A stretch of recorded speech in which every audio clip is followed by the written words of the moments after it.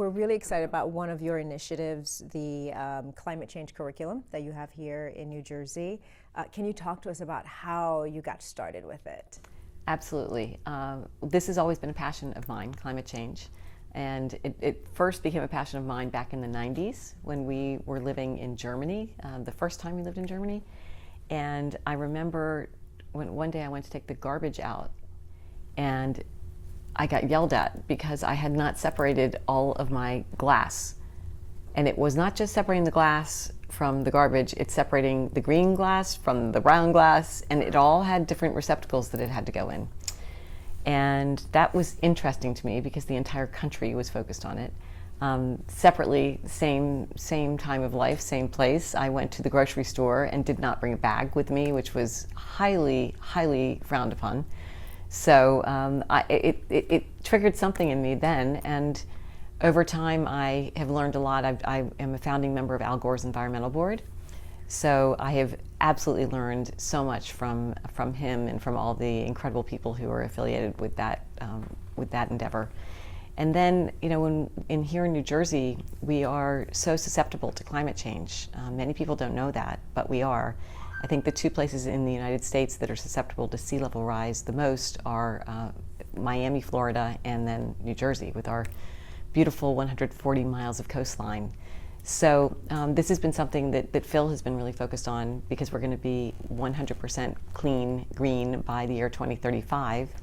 And my view, and those in my office, we all felt that we can't just expect that everyone is going to step up and lean in and know what to do.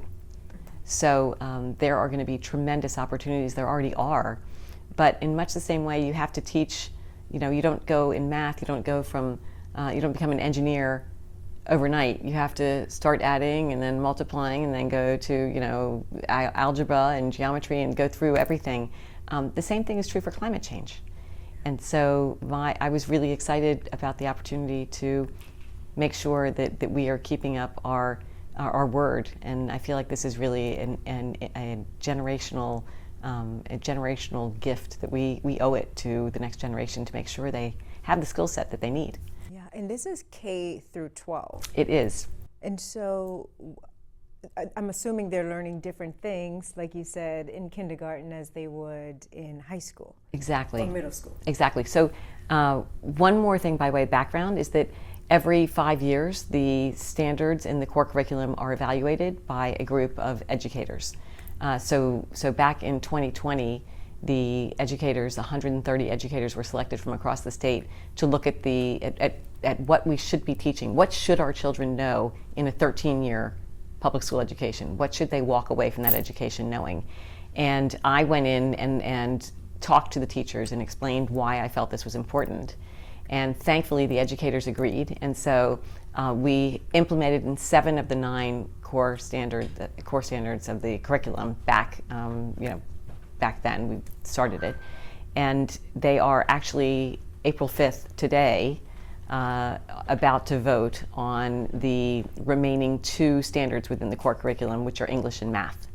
So really very hopeful that these go through and that we are soon going to be teaching across every standard of the core curriculum.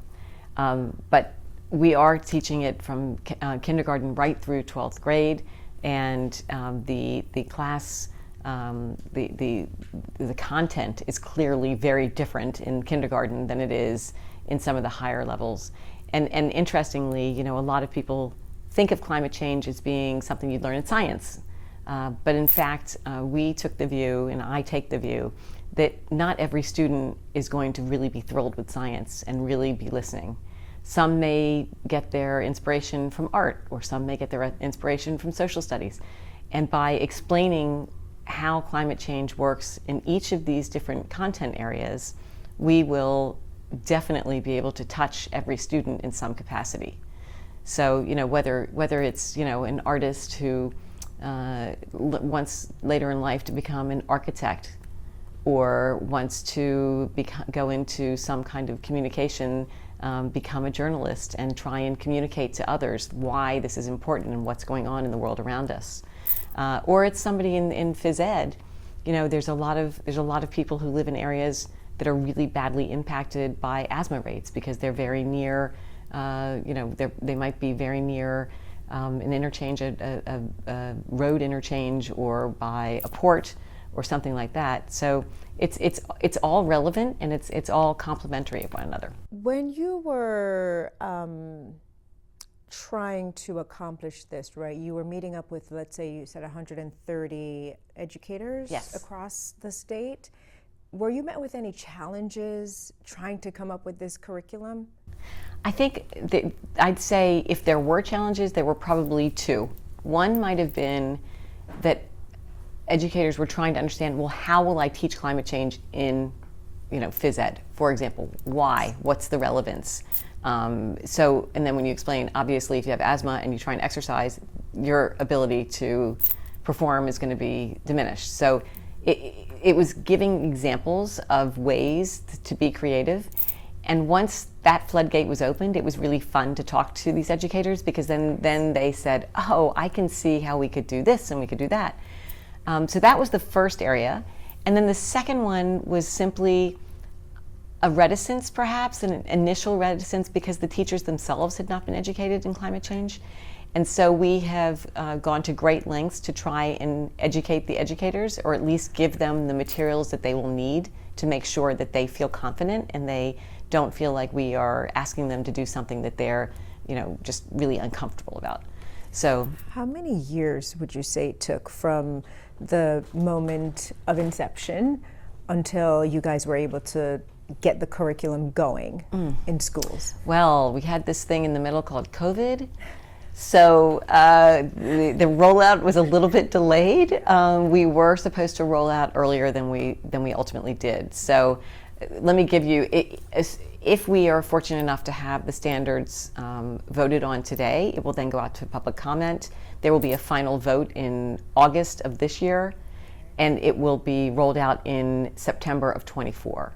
So I think that it would have been a year had we not had the pandemic. That's not bad. No. I thought it was like years.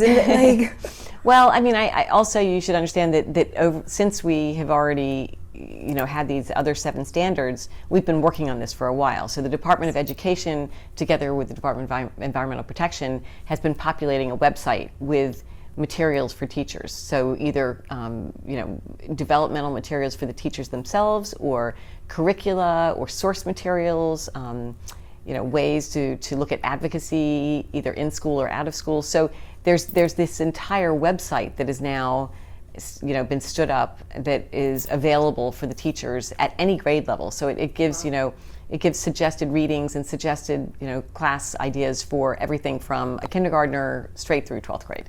Wow, that is amazing. Yeah. This is unprecedented. Do you think this could be a blueprint for other states in the near future? I'm constantly lobbying other states. We happened to be with some other governors this past weekend, and I literally walked up and said, listen, if you want to leave your children behind and not have them be able to fulfill the great paying jobs of the future, be my guest and don't join us. But I really hope you do, because New Jersey can't do this on our own, and we need to have others join us. And the website that we're propping up and everything that we have done so far, we will make available to anyone who would like to have access, because it's in our, it's in our enlightened self-interest to make sure that we're all working together on this. How does it feel knowing that you were behind this, helping spearhead this entire initiative? Everything that I do is with a team. There's not one thing happens in this world in isolation, in my opinion. And I am just really so excited that we could gain the traction and gain the enthusiasm and get this done, because I think it's really important, and it's what we owe the next generation.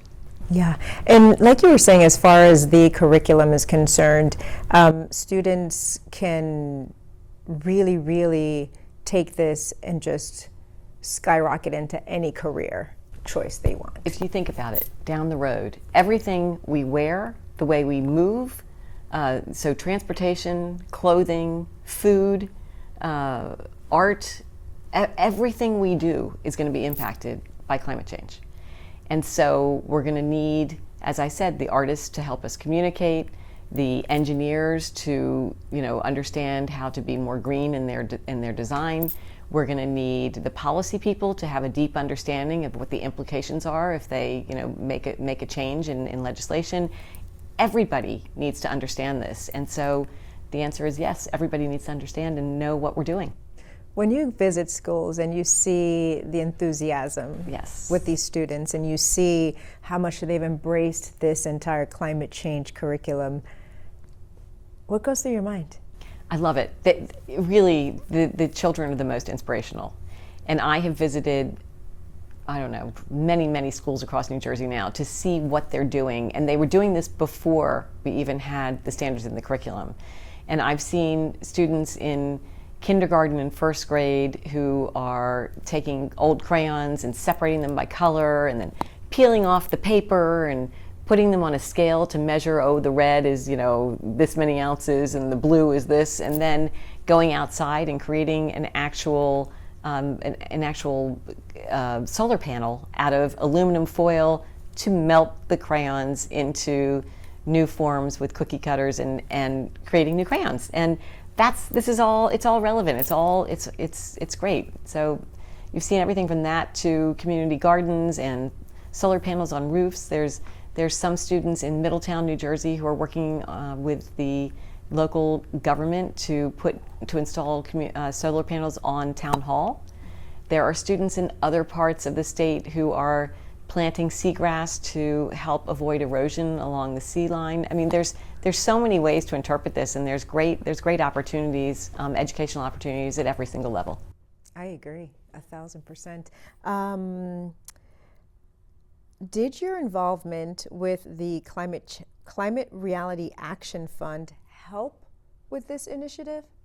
Yes. Okay. It absolutely did. I mean, I would say, I don't think, akin to my comment about teamwork, I don't think any of us comes to any decision in isolation. So there's a lot of outside influences, but I did have a lot of conversations, and we're constantly trying to train people through the Climate Reality Group to become leaders. And we love it when children sign up and take these classes and understand what it means to get out and to go into the community and say to people, we need to change the way we're thinking, we need to change the way we're acting. So the fact that we were doing that, the Climate Reality, kind of gave me the idea, we should be doing it with even younger children so they're ready and prepared and can grow up and become the leadership core of the future. Yeah. What do you have to say to climate deniers? Listen, just a couple days ago, we had 4 tornadoes touch down in New Jersey. And we have sea level rise, we have algal blooms, we have microbursts, we have things that are going on at increasing speed and frequency, and we need to accept the fact that something is going on. And whether one wants to believe in climate change or not, I think that we need to prepare our children for an economy that's increasingly green.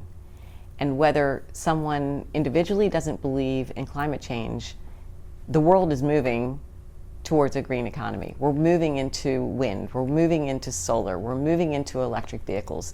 All of this is happening. And the jobs of the future are going to be in those industries. And so what I would say is, if you want your child to do better than you've done, if you want your child to have a secure future, then I would at all costs try and educate your child so that they can benefit from the great jobs of the future. Do you think 100% clean energy in New Jersey will take a tremendous amount of collaboration and also a budget that will go towards it, at least in the interim? Yes, and yes. I mean, that's the easy answer. On climate change education, by the way, I don't know if I said this or not, but my husband put $5 million in the fiscal year 23 budget, which we are currently in, to give schools the opportunity, or districts the opportunity, to apply for grants, education grants, that will enable them to have the source materials, to have the developmental pieces that they might need for their schools. And he's also put that again into next year's budget. So that's really good in the climate education piece. But the answer is yes. We're not going to just become green overnight without investing in the future. And I think that it takes a lot of discipline. It's one thing to say, oh, that'll be good when we get there, but you've got to exercise the discipline to make sure that we are meeting our benchmarks every single year so that we can get there. Did you work with your husband to say, hey, we're going to need a budget within the school system to help make this come to fruition? Well, we didn't want to leave the educators alone and make sure that we want to support the educators, because if our educators don't feel confident, then we will not be successful. And so we want to make sure that they have all that they need, and it didn't take a lot. He's a smart person. He understands that you've got to invest in these things in order to reap the benefits down the road. So we have had a lot of outreach from other states, ranging from Oregon, Wyoming, Colorado, Massachusetts, Pennsylvania, to name a few, as well as far away as Australia. So there is definite interest in understanding how we did this, and I just hope that people go beyond the asking the questions and they just literally take all that we've done and just copy it and go for it. I'm assuming as the years go by and you see how things are coming along that you'll make adjustments. Absolutely. Or do you have guidance? Like who's helping? So each district is able to determine how they're going to roll out the climate change education. We are not saying how teachers should teach, what they should teach. We are just giving examples of things that they might want to adopt, but it's completely up to the individual districts to decide how they roll out the standards in the core curriculum.